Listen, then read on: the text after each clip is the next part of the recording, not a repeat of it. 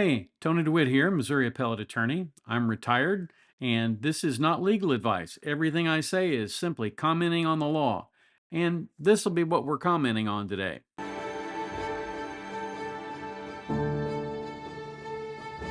So, we need to talk about Sarah Boone and her trial.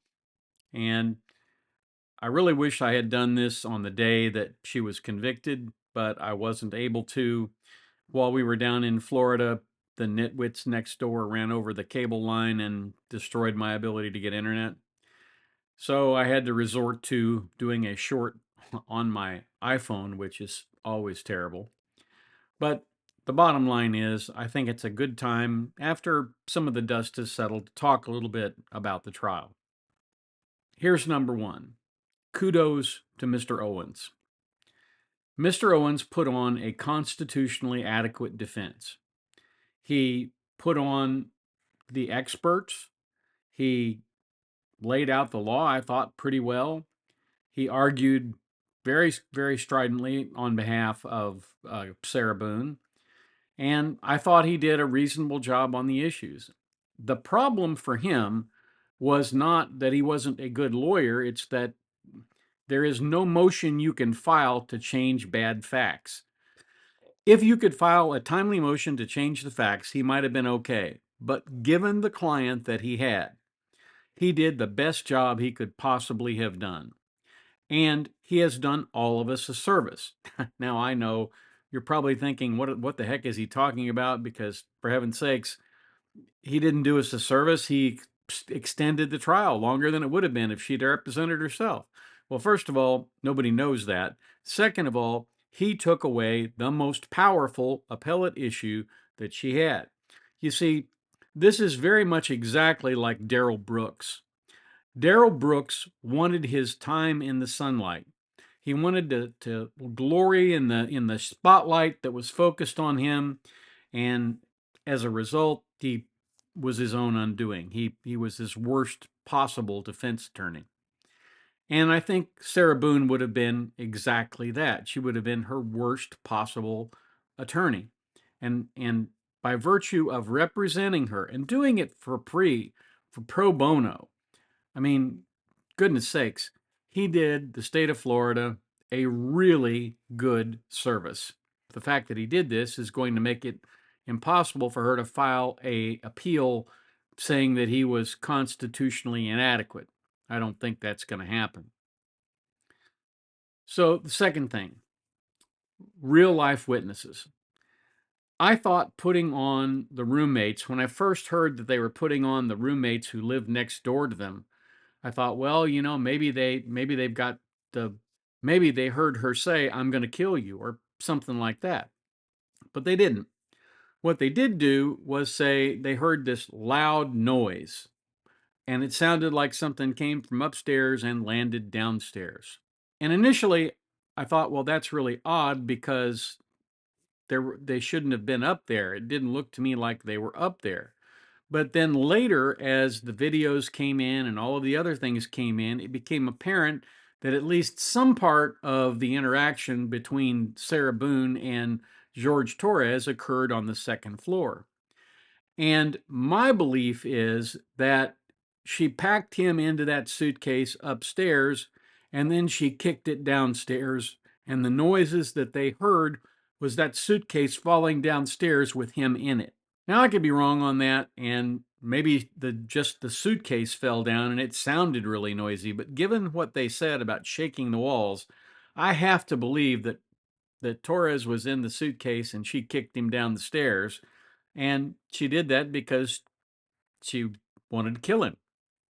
But they did their part. They came in, they testified to what they knew.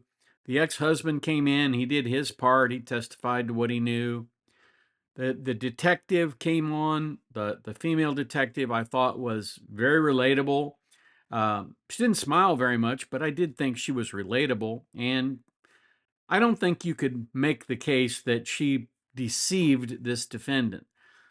I don't think there was any doubt in Sarah Boone's mind that she was going to have to be interviewed by a detective and that it would be under circumstances very similar to what she went through.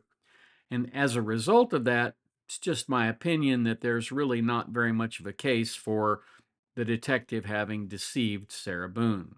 The third thing, Judge Cranick was awesome. He allowed the BS defense, I'm sorry, battered spouse defense, which turned out to be a BS defense. He took away an appellate issue and he hewed strictly to the case law, and he knew that case law by heart. He knew it cold. And most importantly, he kept control of his courtroom. And the judge kept the lawyers on a very short leash, and I thought that was handled very, very well and very appropriately. The fourth thing, I was so glad that there was a logical and unemotional jury. Now, I was a little worried when I learned that there were 5 women on a 6-person jury, because if any group of people would be sympathetic to a battered spouse defense, it would be a jury of women who might all at some point have been at risk of that, or they know someone who is at risk of that, or they've had a coworker who's been beaten and abused.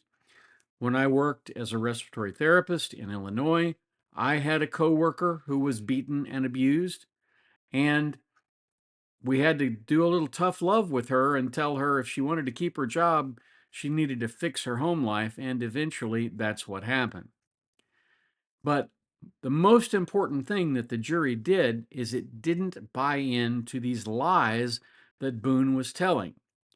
And more importantly, even than that, is the jury sort of gave Sarah Boone the double-barreled middle finger in terms of how long they deliberated.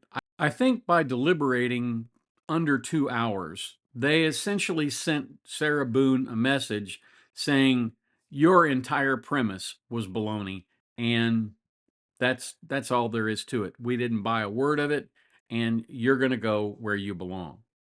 So a very logical, very unemotional jury that wasn't swayed, and of course they couldn't have been swayed by Sarah's emotion because Sarah didn't have any. And that leads me to the fifth thing I want to talk about. Boone was as awful as she has ever been. As I mentioned before, she had no affect. You know, if you're going through being battered as a spouse, when you recall that, you naturally shrink back. You think about the things that happened, and you look away. You don't want to face it. You look down. I mean, those are terrible memories to dredge up. And she dictated it like she was talking about her shopping list, tomatoes, eggplant, let's get some Parmesan cheese. The woman did not have any affect. She had no emotion. And it became very clear from watching the videos that she was a rampant narcissist. On top of that, the story never made any logical sense. You don't put somebody in a suitcase to make them listen. You put somebody in a suitcase to get rid of them. The prosecution didn't need a lot more evidence than it had because Boone hung herself. She's going to be sentenced. She will, of course, file a post-conviction relief motion. That's going to be denied, and again, we can thank Mr. Owens for that. And she will go to prison for a minimum of 16 and a half years. She could get the maximum sentence of life with the possibility of parole, but that parole wouldn't come until she'd served at least 16 and a half years. I suspect the videos will weigh very heavily on Judge Cranick's mind when he sentences her. He seems to be the kind of judge that will want to do the right thing. And I think when you kill someone with malice, and I think that's what happened, it seems to me pretty clear that you need to go away for a long time. And I hope that she does. So that's what I have for you. That's my post-mortem on the Boone trial. My sort of 5 things you need to know about what happened in the Boone trial and how important all those things were. If you have any thoughts, drop them in the comments down below. Like, share, subscribe, do all that stuff. You can email me at the address above. And as always, if you have the opportunity today, go out of your way, do something nice for somebody. And then come on back down here tomorrow, join me at the beach, and we'll talk about something else. I shouldn't have to say this, but you don't seek legal advice from a guy down at the beach. You seek it from a lawyer in a lawyer's office, where there are people running around in suits and secretaries and all kinds of other people. I'm just a YouTuber. I'm a retired attorney at this point, and although I retain my license to practice in the state of Missouri, I am not here dispensing legal advice. I'm just offering general content on the law. And here are some videos that YouTube thinks you may enjoy.